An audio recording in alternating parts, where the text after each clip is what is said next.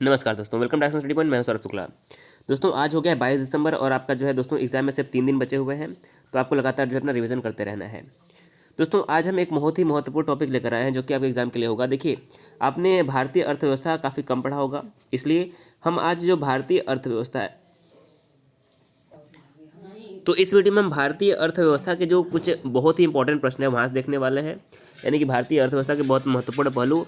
और दूसरा टॉपिक हमारा इसी ही वीडियो में होगा कि जो प्रमुख आर्थिक समितियां बनने की जो बहुत सारी समितियां हमारे देश में बनाई गई थी, तो जो आर्थिक समितियां बहुत सारी रही हैं उनसे संबंधित जो है हम प्रश्न डिस्कस करने वाले हैं।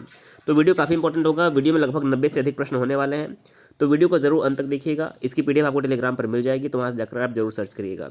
तो आइए शुरू करते हैं आज का वीडियो। और जो दोस्तों आप इस वीडियो को एक टेस्ट के तौर पर लीजिएगा। अगर आपने पढ़ा है और नहीं भी पढ़ा है तो आपने अर्थव्यवस्था जरूर पढ़ा होगा, तो आप अधिक से अधिक प्रश्न जो है सही करने का प्रयास करिएगा। दोस्तों एक बात यहाँ पर और कहना है कि अभी भी लगभग 42% लोग ऐसे हैं जिन्होंने चैनल को सब्सक्राइब नहीं किया है। तो दोस्तों आप में से जिन लोगों ने भी अभी तक चैनल को सब्सक्राइब नहीं किया होगा, जरूर सब्सक्राइब कर दीजिएगा। देखिए पहला प्रश्न क्या है, भारतीय अर्थव्यवस्था कैसी अर्थव्यवस्था है। सभी प्रश्न इंपॉर्टेंट रहेगा, बार बार एग्जाम में पूछा गया है। तो जो भारतीय अर्थव्यवस्था है वह मिश्रित अर्थव्यवस्था, यानी कि यहाँ पर पूंजीवादी और समाजवादी का मिश्रित रूप देखने को मिलता है। डी ऑप्शन सही हो जाएगा। दूसरा प्रश्न है, मिश्रित अर्थव्यवस्था का अभिप्राय क्या है, ये भी प्रश्न पूछा गया है। सही उत्तर हो जाएगा सरकारी एवं निजी क्षेत्रों का जो है सह अस्तित्व जो है हमारी मिश्रित अर्थव्यवस्था में जो है दिखाई देता है। अगला है तीसरा प्रश्न, आर्थिक विकास के दृष्टिकोण से भारत की गिनती होती है किस प्रकार के राष्ट्र में। तो सही हो जाएगा, भारत जो है विकासशील राष्ट्र के रूप में जो है भारत की गिनती होती है। सी ऑप्शन सही हो जाएगा। चौथा प्रश्न है, भारतीय अर्थव्यवस्था का कौन सा क्षेत्र सकल राष्ट्रीय उत्पाद यानी कि जीडीपी ग्रॉस डोमेस्टिक प्रोडक्ट में सबसे अधिक योगदान करता है। तो सही उत्तर हो जाएगा तृतीय क्षेत्र, यानी कि जो टर्चरी सेक्टर यानी जो सेवा क्षेत्र होता है वो भारत में सबसे अधिक जीडीपी में योगदान करता है। तो यहाँ पर हमारा सी ऑप्शन जो है सही हो जाएगा। पांचवा प्रश्न है, बंद अर्थव्यवस्था यानी कि क्लोज्ड इकोनॉमी का वह अर्थव्यवस्था जिसमें क्या होता है। देखिए, क्लोज्ड इकोनॉमी वह होती है जिसमें न तो निर्यात होता है और न ही आयात होता है, यानी कि इकोनॉमी जो है पूरी तरह से बंद होती है, तो उसे हम कहते हैं क्लोज्ड इकोनॉमी। डी ऑप्शन सही हो जाएगा। छठा प्रश्न है, ऐसी अर्थव्यवस्था को क्या कहते हैं जिसका शेष विश्व से कोई संबंध होता ही नहीं है। तो सही उत्तर क्या हो जाएगा, देखिए ऐसी अर्थव्यवस्था जिसका किसी भी विश्व से संबंध नहीं होता है, यानी कि नहीं आयात हो नहीं निर्यात हो, उसे हम समृद्ध या फिर बंद अर्थव्यवस्था कहते हैं। बी ऑप्शन सही हो जाएगा। एसएससी 2014 में प्रश्न पूछा गया है। सातवां प्रश्न है, यह सत्य होगा कि भारत को परिभाषित किया जाए, यानी कि भारत को किस प्रकार के रूप में हम परिभाषित कर सकते हैं। तो सही उत्तर हो जाएगा एक श्रम आधिक्य वाली अर्थव्यवस्था के रूप में, यानी कि यहाँ पर श्रम आधिक्य वाली जो भारत की अर्थव्यवस्था है। बी ऑप्शन यहाँ पर हमारा सही हो जाएगा। बीपीएससी 2008 में प्रश्न पूछा गया है। आठवां प्रश्न है, किसी देश का आर्थिक विकास किस पर निर्भर करता है। तो किसी भी जो देश का आर्थिक विकास होता है वह प्राकृतिक संसाधन, पूंजी निर्माण और बाजार का आकार, इन तीनों पर निर्भर करता है। तो हमारा सही उत्तर क्या हो जाएगा, ऑप्शन नंबर डी यहाँ पर जो है हमारा सही उत्तर हो जाएगा। अगला प्रश्न देखिएगा दोस्तों, नौवां प्रश्न है कि वैश्वीकरण यानी कि ग्लोबलाइजेशन का अर्थ क्या होता है। तो ग्लोबलाइजेशन का अर्थ हो जाएगा कि घरेलू अर्थव्यवस्था का वैश्विक अर्थव्यवस्था के साथ एकीकरण। यहाँ पर हमारा सी ऑप्शन जो है बिल्कुल सही हो जाएगा। दसवां प्रश्न हमारा हो गया ग्लोबलाइजेशन क्या हो जाएगा। देखिए 10वां प्रश्न लिखा है कि वैश्वीकरण की प्रक्रिया से अभिप्राय क्या है। तो ये सही हो जाएगा कि अंतर्राष्ट्रीय व्यापार में बाधाओं को समाप्त करना जो है ग्लोबलाइजेशन कहलाता है। बी ऑप्शन यहाँ पर सही हो जाएगा। अगला है 11वां प्रश्न, भारतीय अर्थव्यवस्था के वैश्वीकरण का अर्थ क्या है। तो भारतीय अर्थव्यवस्था के जो वैश्वीकरण का अर्थ वह कि दूसरे देशों के साथ आर्थिक संबंधों पर लगे प्रतिबंधों को यथासंभव कम से कम करना, ताकि जो है एक से दूसरे देशों में जो है व्यापार जो है आसानी से किया जा सके। यहाँ पर हमारा सी ऑप्शन जो है सही हो जाएगा। 12वां प्रश्न है, भारत की कुल श्रम शक्ति का लगभग कितना भाग जो है कृषि में लगा हुआ है। तो भारत की कुल श्रम शक्ति का लगभग 54% भाग जो है कृषि में लगा हुआ है। कितना, 54% जो है भाग कृषि में लगा हुआ है। अगला प्रश्न देखिएगा 13वां प्रश्न है, भारत में अधिकतर बेरोजगारी किस प्रकार की है। देखिए बेरोजगारी भी कई प्रकार की होती है, तो भारत में अधिकतर बेरोजगारी किस प्रकार की है। तो 13 नंबर प्रश्न का सही उत्तर हो जाएगा, भारत में संरचनात्मक बेरोजगारी जो है अधिक मात्रा में। कौन सी, संरचनात्मक बेरोजगारी। अगला है 14वां, भारत में बेरोजगारी के आंकड़े एकत्रित एवं प्रकाशित कौन करता है। देखिए बेरोजगारी का आंकड़ा जो है प्रकाशित और एकत्रित कौन करता है। सही उत्तर हो जाएगा हमारा जो NSSO national sample survey office जो है ये जो है इकट्ठा करता है आंकड़े। 15वां प्रश्न है, भारत में बेरोजगारी किस किस्म की पाई जाती है? तो देखिए, भारत में बेरोजगारी की किस्म पाई जाती है, यानी कि भारत में किस प्रकार की बेरोजगारी पाई जाती है। तो देखिए, पहला है कि ग्रामीण और अल्प रोजगार, चक्रीय बेरोजगारी या फिर संरचनात्मक बेरोजगारी। तो ये सभी प्रकार के जो बेरोजगारी है भारत में पाई जाती है। ऑप्शन नंबर डी यहाँ पर जो है सही हो जाएगा। देखिए दोस्तों, इसमें तबीयत सही नहीं होने के कारण आपको वीडियो कम मिल पा रहा है, लेकिन हम प्रयास कर रहे हैं कि आपको वीडियो एक ही मिले, लेकिन काफ़ी इंपॉर्टेंट वीडियो मिले। तो ये वीडियो आपके लिए काफ़ी इंपॉर्टेंट रहेगा। 16वां प्रश्न है, कृषि में मूलतः किस प्रकार की बेरोजगारी की प्रधानता देखने को मिलती है? तो जो कृषि है इसमें हमारी जो है अदृश्य बेरोजगारी देखने को मिलती है, यानी कि यदि एक खेत में काम है 2 लोगों का, तो वहाँ पे 20 लोग काम करते हैं, तो ये यानी कि इसमें से 18 लोग जो हैं वो अदृश्य रूप से बेरोजगार हैं। तो ये हमारा क्या हो जाएगा? अदृश्य बेरोजगारी। सी ऑप्शन जो है सही हो जाएगा। 17वां प्रश्न है, कृषि में बेरोजगारी का स्वरूप देखने को मिलता है किस प्रकार का? तो देखिए, कृषि में जो है संरचनात्मक बेरोजगारी भी देखने को मिलता है, मौसमी बेरोजगारी भी देखने को मिलता है और घसड़ात्मक बेरोजगारी भी मिलता है। तो जो इनमें से सभी प्रकार के हैं ये सभी जो है कृषि की में बेरोजगारी के रूप में देखने को मिलते हैं। डी ऑप्शन सही हो जाएगा। 18वां प्रश्न है, प्रच्छन्न बेरोजगारी का अर्थ क्या है? तो प्रच्छन्न बेरोजगारी का अर्थ है कि आवश्यकता से अधिक लोगों का कार्यरत होना, यानी किसी काम में कम व्यक्ति की आवश्यकता हो लेकिन उसमें अधिक व्यक्ति लगे हों, तो उसे हम प्रच्छन्न बेरोजगारी कहते हैं। डी ऑप्शन सही हो जाएगा। 19वां प्रश्न है, भारत में ग्रामीण क्षेत्रों में कौन सी बेरोजगारी सर्वाधिक पाई जाती है? तो ग्रामीण क्षेत्रों में जो है मौसमी बेरोजगारी और अदृश्य बेरोजगारी जो है पाई जाती है। तो ऑप्शन नंबर सी यहाँ पर जो है हमारा सही हो जाएगा, मौसमी बेरोजगारी और अदृश्य बेरोजगारी। 20वां प्रश्न है, वर्तमान समय में देश में किस प्रकार की बेरोजगारी की समस्या बहुत गंभीर समस्या बनी हुई है? तो वर्तमान समय में देखिए जो है शिक्षित बेरोजगारी की समस्या जो है सबसे बड़ी समस्या बनी हुई। तो सही आंसर क्या हो जाएगा? शिक्षित बेरोजगारी, यानी कि व्यक्ति को शिक्षा के अनुसार रोजगार न मिलना, ये शिक्षित बेरोजगारी होता है। तो सी ऑप्शन सही हो जाएगा। अगला प्रश्न है 21वां, भारत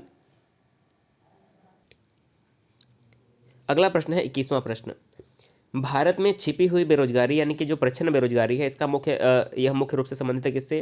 पहला है कृषि क्षेत्र से, ग्रामीण क्षेत्र से, विनिर्माण क्षेत्र से या फिर शहरी क्षेत्र से। तो जो छिपी हुई बेरोजगारी है वो किससे संबंधित है?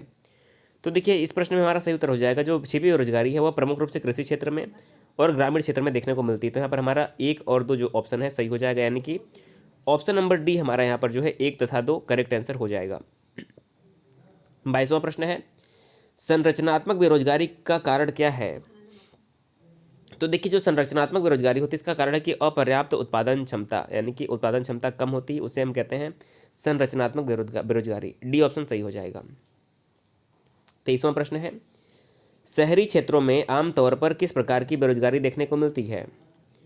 तो शहरी क्षेत्रों में आमतौर पर जो है शिक्षित बेरोजगारी देखने को मिलती है। कौन सी? शिक्षित बेरोजगारी। यहाँ पर ऑप्शन नंबर ए यहाँ पर करेक्ट आंसर हो जाएगा। मौसमी बेरोजगारी गांव में देखने को मिलती है, प्रच्छन्न बेरोजगारी गांव में देखने को मिलती है। 24वां प्रश्न है कि प्रच्छन्न बेरोजगारी का अर्थ क्या है, यानी कि जो अदृश्य बेरोजगारी होती है इसका अर्थ क्या है? तो देखिए, श्रम की सीमांत उत्पादकता शून्य होना। सी ऑप्शन सही हो जाएगा। तो यहाँ पर हमारा सी ऑप्शन जो है सही हो जाएगा। अगला प्रश्न है 25वां, किस प्रकार की बेरोजगारी में स्नातक तथा स्नातकोत्तर डिग्री वाले युवा नौकरियां प्राप्त नहीं कर पाते हैं? तो इस प्रश्न का सही उत्तर हो जाएगा, शैक्षिक बेरोजगारी में स्नातक और परास्नातक जो युवा होते हैं उन्हें जो है नौकरियां नहीं मिल पाती, उसे हम शैक्षिक बेरोजगारी कहते हैं। 26वां प्रश्न है, बेरोजगारी तब होती है जब लोगों को वर्ष के कुछ महीनों के दौरान रोजगार नहीं मिल पाता, यानी कि कौन सी बेरोजगारी ऐसी है जब लोगों को वर्ष के कुछ महीनों के दौरान नौकरी नहीं मिल पाता है, उसे हम क्या कहते हैं? तो उसे कहते हैं मौसमी रोजगारी या बेरोजगारी, यानी कि कुछ महीने में नौकरी है कुछ महीने में नौकरी नहीं है, तो ये मौसमी बेरोजगारी के अंतर्गत आ जाएगा। 27वां प्रश्न है, प्रच्छन्न बेरोजगारी को और किस नाम से जाना जाता है? तो जो प्रच्छन्न बेरोजगारी है इसे अल्प रोजगार के नाम से भी जाना जाता है, अल्प रोजगार। यहाँ पर क्या हो जाएगा? ऑप्शन नंबर ए यहाँ पर सही हो जाएगा। अगला है 28वां, प्रच्छन्न बेरोजगारी निम्न में से किसकी एक विशेषता है? तो जो प्रच्छन्न बेरोजगारी है वो कृषि की एक विशेषता है, या फिर कह लीजिए कि जो प्रच्छन्न बेरोजगारी है वो प्रमुख रूप से कृषि में देखने को मिलती है। तो सी ऑप्शन यहाँ पर सही हो जाएगा। देखिए, सभी प्रश्न किसी न किसी परीक्षा में पूछे गए हैं। 29वां प्रश्न है, निम्नलिखित में से कौन भारत में गरीबी रेखा का निर्धारण करता है? तो भारत में कौन गरीबी रेखा का निर्धारण करता है? सही उत्तर हो जाएगा जो नीति आयोग है। सही उत्तर क्या हो जाएगा? नीति आयोग भारत में गरीबी रेखा का निर्धारण करता है। नीति आयोग की बात करें तो इसकी स्थापना कब हुई थी? 1 जनवरी 2015 में इसकी स्थापना हुई थी। इसने योजना आयोग का स्थान लिया था। नीति आयोग के वर्तमान में अध्यक्ष कौन है? श्री नरेंद्र मोदी। वर्तमान में उपाध्यक्ष कौन है? राजीव कुमार। और वर्तमान में इसके सीईओ कौन है? तो अमिताभ कांत जो है नीति आयोग के सीईओ हो जाएंगे। अगला प्रश्न है 30वां। भारत के किस राज्य में गरीबों का प्रतिशत सबसे अधिक है? तो देखिए यहाँ पर गरीबों के प्रतिशत की बात हो रही है, तो छत्तीसगढ़ जो हमारा यहाँ पर हो जाएगा 30 नंबर प्रश्न का। छत्तीसगढ़ में भारत में गरीबों का प्रतिशत जो है सबसे अधिक है, तो ऑप्शन नंबर यहाँ पर बी जो है सही हो जाएगा। अगला है 31वां। अल्प विकसित देशों में गरीबी का मुख्य कारण क्या है?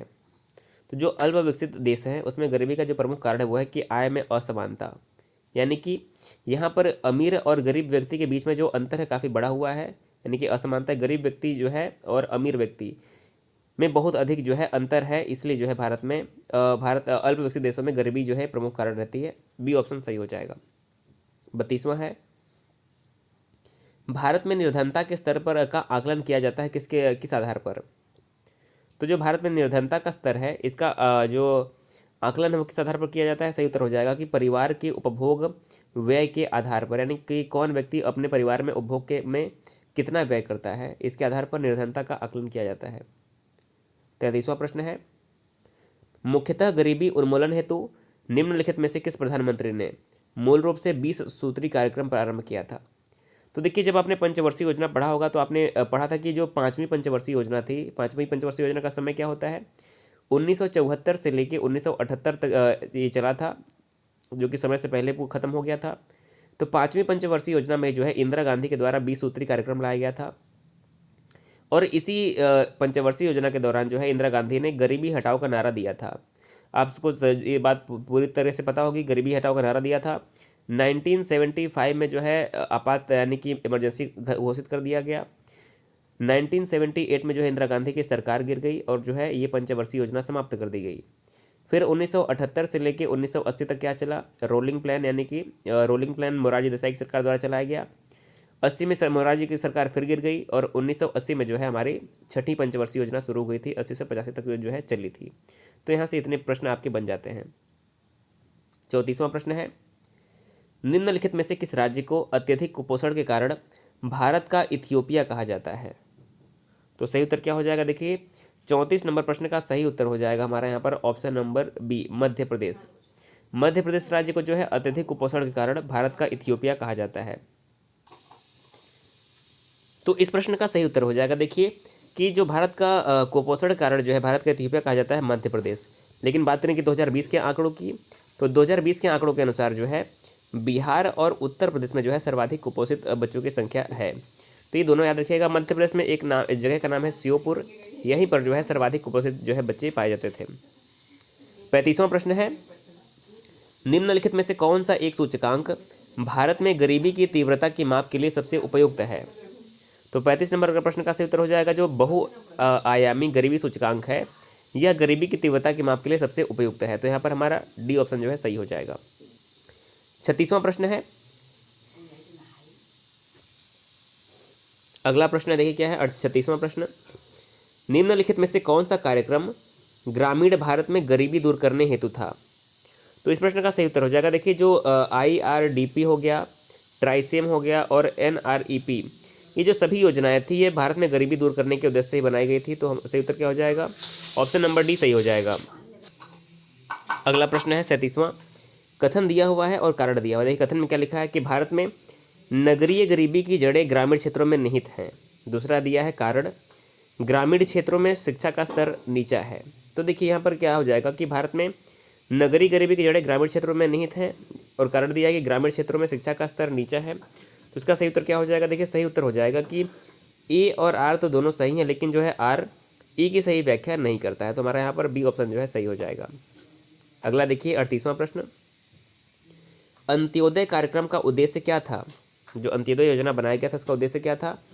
तो सही उत्तर हो जाएगा कि गरीबों में सबसे अधिक गरीब की मदद करना, यानी कि किसी भी सबसे पिछड़े व्यक्ति की मदद करना जो है इसका उद्देश्य था। गरीबों में सबसे अधिक गरीबे व्यक्ति की जो है मदद करना अंत्योदय का उद्देश्य था।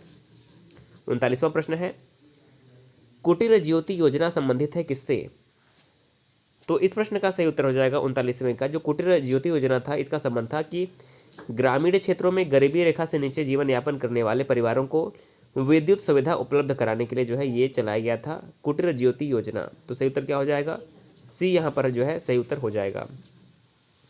40 नंबर प्रश्न है, वर्ल्ड डेवलपमेंट रिपोर्ट किसका वार्षिक प्रकाशन है? तो जो वर्ल्ड डेवलपमेंट रिपोर्ट है वो IBRD, देखिए IBRD का वार्षिक प्रकाशन है। अब IBRD क्या है? International bank for reconstruction and development. क्या है? International bank for reconstruction and development. ये वर्ल्ड बैंक का ही एक पार्ट है और यही जो है वर्ल्ड डेवलपमेंट रिपोर्ट जो है जारी करता है। इसके अलावा IMF का फुल फॉर्म क्या होता है? International monetary fund, united national development programme और वर्ल्ड ट्रेड ऑर्गेनाइजेशन। इनका फुल फॉर्म भी आप याद रखिएगा। 41वां प्रश्न है, मानव विकास सूचकांक यानी कि ह्यूमन डेवलपमेंट इंडेक्स किसने बनाया था और ये कौन जारी करता है? तो जो ह्यूमन डेवलपमेंट इंडेक्स है यह UNDP यानी कि यूनाइटेड नेशन डेवलपमेंट प्रोग्राम, संयुक्त राष्ट्र विकास कार्यक्रम द्वारा जो है जारी किया जाता है मानव विकास सूचकांक। डी ऑप्शन यहाँ पर सही हो जाएगा। 42वां प्रश्न है, मानव विकास सूचकांक किस अर्थशास्त्री की देन है? तो जो मानव विकास सूचकांक है यह महबूब उल हक एक प्रसिद्ध अर्थशास्त्री हैं, इनकी जो है देन है, इनके द्वारा जो है इसका कॉन्सेप्ट दिया गया था। अगला प्रश्न है 43वां, निम्नलिखित में से कौन सा मानव विकास सूचकांक का हिस्सा नहीं है? तो देखिए मानव विकास सूचकांक का हिस्सा कौन सा नहीं है? स्वास्थ्य एवं पोषण है, प्रति व्यक्ति आय है, जन्म के समय जीवन प्रत्याशा है, सकल नाम निवेश दर जो है ये मानव विकास सूचकांक का हिस्सा नहीं। तो ऑप्शन नंबर डी यहाँ पर सही हो जाएगा। अगला प्रश्न है 44वां, मानव विकास सूचकांक का आधार क्या है? तो मानव विकास सूचकांक का आधार है स्वास्थ्य, शिक्षा और जीवन स्तर। ये तीनों जो है मानव विकास सूचकांक के आधार है। 45वां प्रश्न है, राज्य स्तरीय मानव विकास रिपोर्ट जारी करने वाला प्रथम राज्य कौन सा है? तो राज्य स्तरीय मानव विकास रिपोर्ट जारी करने वाला जो प्रथम राज्य भारत का है वो हो जाएगा मध्य प्रदेश। सी ऑप्शन सही हो जाएगा। अगला है 46वां, संयुक्त राष्ट्र विकास कार्यक्रम की मानव विकास रिपोर्ट की तर्ज पर भारत की पहली मानव विकास रिपोर्ट कब जारी किया गया? तो ये जारी किया गया था पहली बार अप्रैल 2002 में। सी ऑप्शन सही हो जाएगा। अगला प्रश्न है 47वां, UNDP की मानव विकास रिपोर्ट ने भारत को किस श्रेणी में रखा गया है? तो इसमें भारत को जो है मध्यम मानव विकास श्रेणी में भारत को रखा गया। किसमें? मध्यम मानव विकास श्रेणी में। अगला है 48, निम्नलिखित में से कौन सा मानव विकास सूचकांक का माप नहीं है? तो मानव विकास सूचकांक का देखिए जीवन प्रत्याशा है, साक्षरता दर है, सकल नामांकन है, लिंग अनुपात नहीं है। बी ऑप्शन यहाँ पर सही हो जाएगा। और आज का अंतिम प्रश्न है, देखिए अंतिम प्रश्न नहीं है, अभी इसके बाद हम आर्थिक समितियाँ देखने वाले हैं। तो इसका अंतिम प्रश्न है, मानव निम्नलिखित में से कौन सा एक असमानता घटाने का उपाय नहीं है? तो इस प्रश्न का सही उत्तर हो जाएगा अर्थव्यवस्था का उदारीकरण जो है असमानता घटाने का उपाय नहीं। तो बी ऑप्शन यहाँ पर हमारा सही हो जाएगा। अब देखिए हम देखने वाले हैं कि भारत में जो प्रमुख आर्थिक समितियाँ रही हैं जो बनी है समय समय पर, यहाँ से देखिए प्रश्न ज़रूर बनते हैं। तो उन सभी समितियों को हम डिस्कस करने वाले हैं जो कि आपके परीक्षा में पूछे जाने की संभावना जो है रही है। जैसे कि मीरा सेठ समिति का संबंध क्या है, इसी प्रकार से बहुत सारी समितियाँ बनाई गई थी।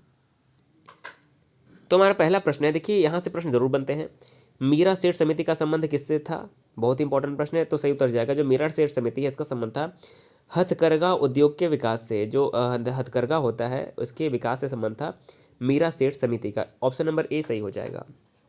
दूसरा प्रश्न है, देखिए इसमें कुल मिलाकर आपके लिए लगभग 40 से ऊपर प्रश्न होंगे। तो आप लगभग 40 में से 35 प्रश्न या फिर 30 प्रश्न सही करने का प्रयास करिएगा। जो लोग भी 30 से ऊपर प्रश्न सही करेंगे उनका स्कोर अच्छा माना जाएगा।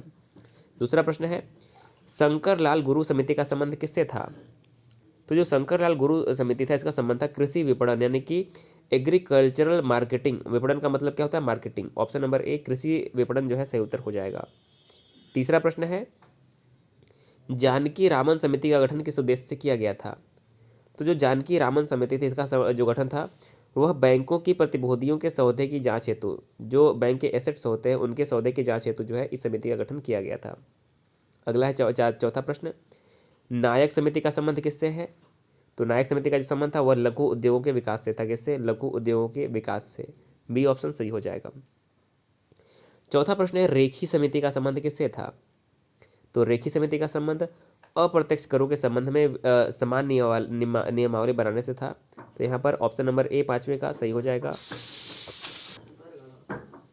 अगला प्रश्न है छठा, नरसिम्हन समिति ने किस संबंध में अपने सुझाव केंद्र सरकार को दिए थे?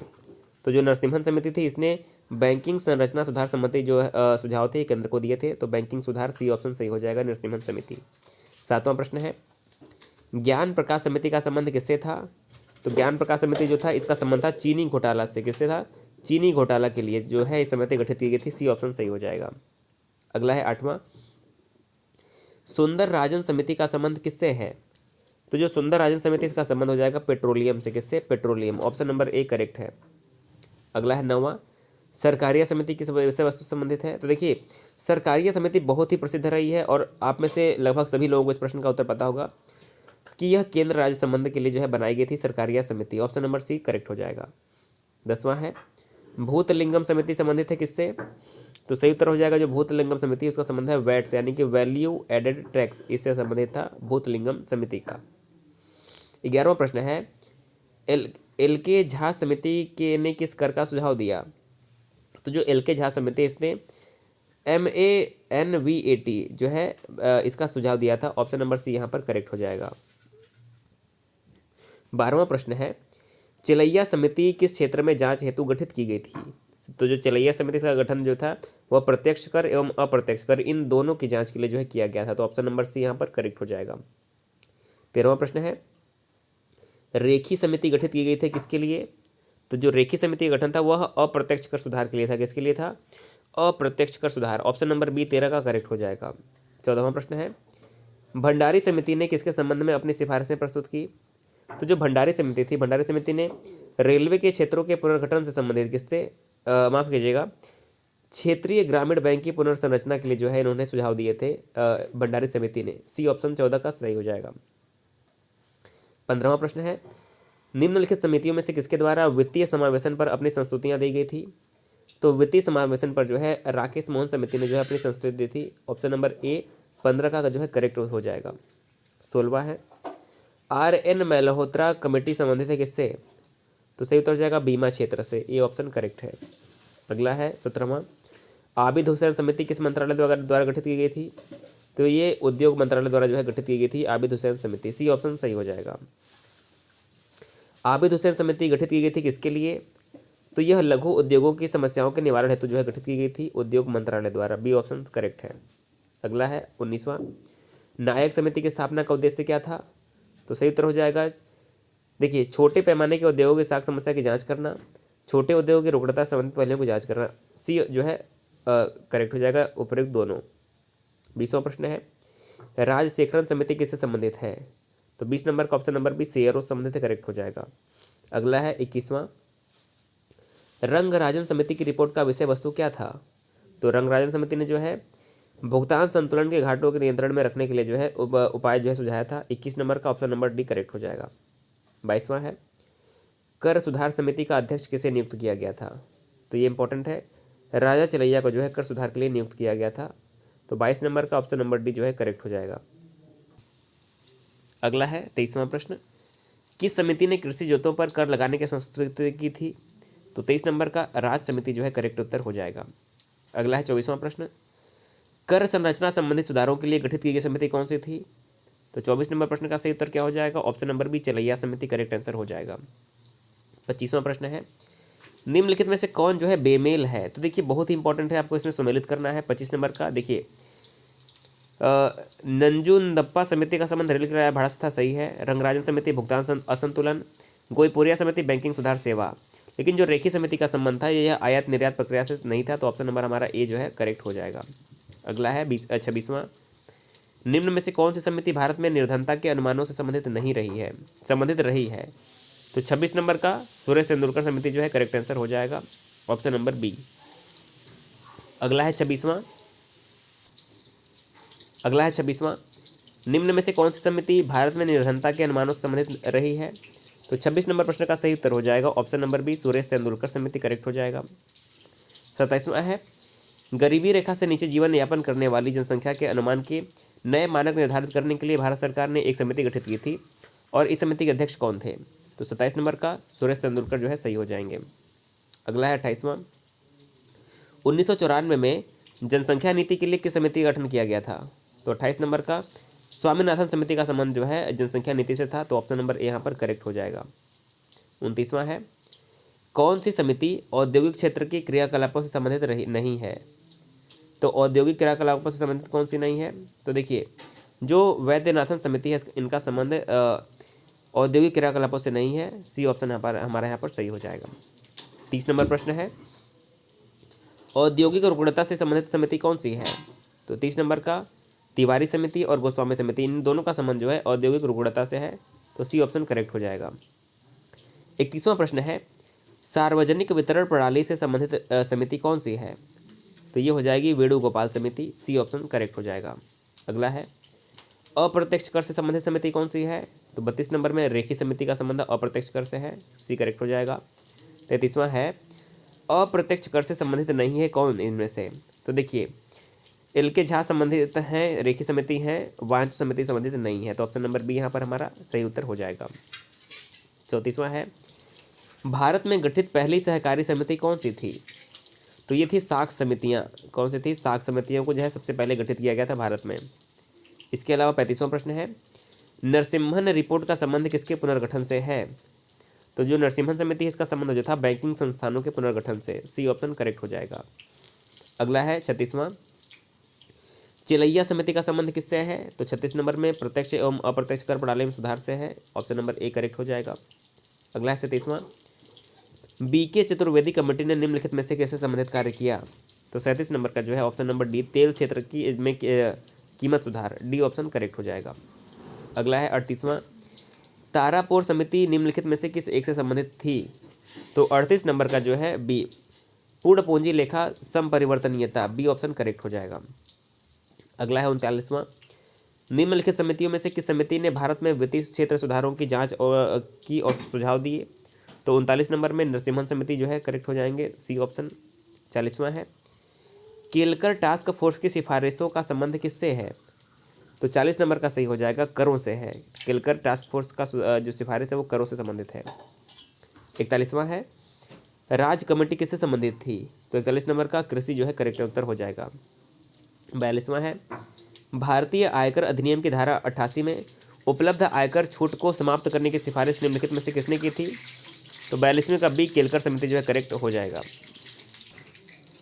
और आज का अंतिम प्रश्न है कि दीपक पारेख कमेटी अन्य चीज़ों के साथ साथ निम्नलिखित में से किस एक उद्देश्य के लिए गठित की गई थी? तो इसका सही उत्तर हो जाएगा कि अवसंरचना के विकास और वित्तीयन के लिए उपाय सुझाने के लिए। ऑप्शन नंबर बी करेक्ट हो जाएगा। तो देखिए, इस वीडियो में हमने आर्थिक समितियों के बारे में पढ़ लिया और भारतीय अर्थव्यवस्था के कुछ सामान्य प्रश्न पढ़ लिए जो कि परीक्षा में आने की संभावना रहेगी। तो वीडियो को जरूर शेयर करिएगा, चैनल पर पहली बार तो सब्सक्राइब कर दीजिएगा। वीडियो कैसा लगा हमें कमेंट करके जरूर बताइएगा। एग्जाम में आपके 3 दिन बचे हुए, इन 3 दिन का भरपूर प्रयोग कीजिए और लगातार जो है अपना रिवीजन करते रहिएगा। वीडियो देखने के लिए बहुत बहुत धन्यवाद।